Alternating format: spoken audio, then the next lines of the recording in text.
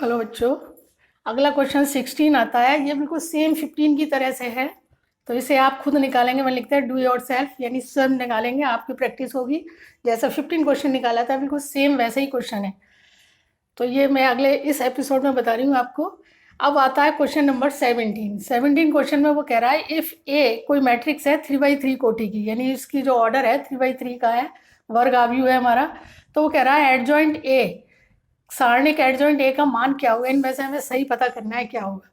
तो हम जानते हैं एडजॉइंट ए सारणिक जो होती है वो ए डिटरमिनेंट की पावर n-1 होती है। ये एक फॉर्मूला है, इसको आप ध्यान में रखिए कि adjoint A det of det मान ली डिटरमिनेंट, डेट एडजॉइंट ए बराबर होता है डेट ऑफ ए की पावर n-, यानी जिस कोटि का दिया होता है एक सारणिक का मान जो होता है वो एक कम करके आता है। तो ये हमारी कोटि कितनी है 3x3 की है। तो इसका मतलब क्या हो जाएगा, एडजॉइंट ए डिटरमिनेंट बराबर हो जाएगा सारणिक ए की पावर 3-1। तो डिटरमिनेंट एडजॉइंट ए बराबर हो जाएगा सारणिक ए का स्क्वायर। तो अब देखिए इसमें कौन सा आ रहा है, बी आ रहा है, तो सारणिक ए का स्क्वायर, तो बी सही है। तो आंसर हो जाएगा बी सही है। ये फॉर्मूला दिमाग में रखिए आप।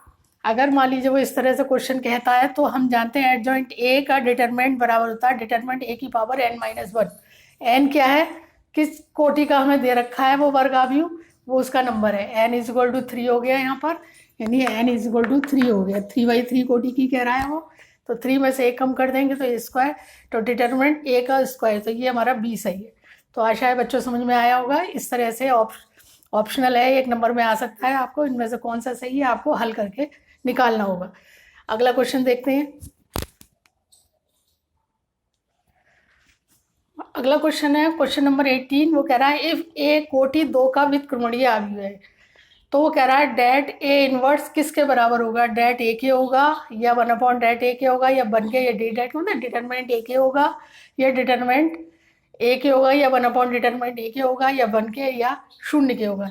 तो देखिए कैसे निकालेंगे हम जानते हैं कि ए सारणिक डज नॉट इक्वल टू 0। अगर व्युत्क्रमणीय होगा तो ये 0 के बराबर सारणिक का मान नहीं आना चाहिए, तभी हम इन्वर्स निकाल सकते हैं, अन्यथा हम इन्वर्स नहीं निकाल सकते। ये हमने बताया था आपको कि सारणिक ए का मान जो होता है वो 0 के बराबर नहीं आना चाहिए।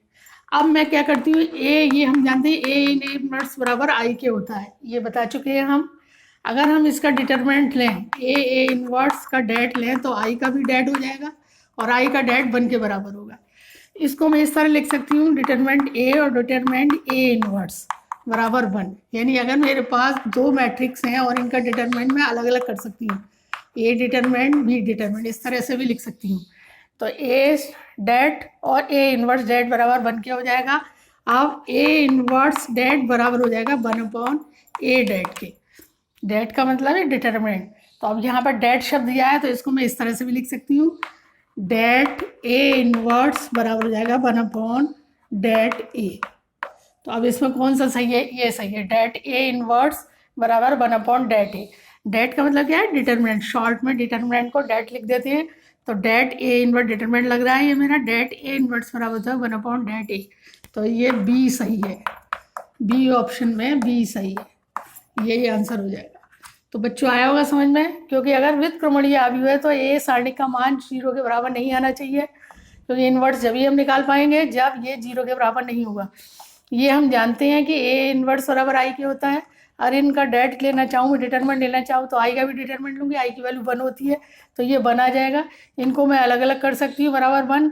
अब डेट ए इनवर्स निकालना है मुझे, तो इसको मैं नीचे ले गई, इसको डेट के शब्दों में भी लिख सकती हैं। तो ये बी ऑप्शन सही है। तो बच्चों ये एक्सरसाइज 4.5 हमारी खत्म हो जाती है। अब अगली 4.6 एक्सरसाइज आएगी, 6 आएगी एक्सरसाइज 4.6, उसको मैं अगले एपिसोड में समझाऊंगी। अगर बच्चों समझ में आ रहा है तो कृपया मेरे चैनल को सब्सक्राइब करिए। थैंक यू बच्चों।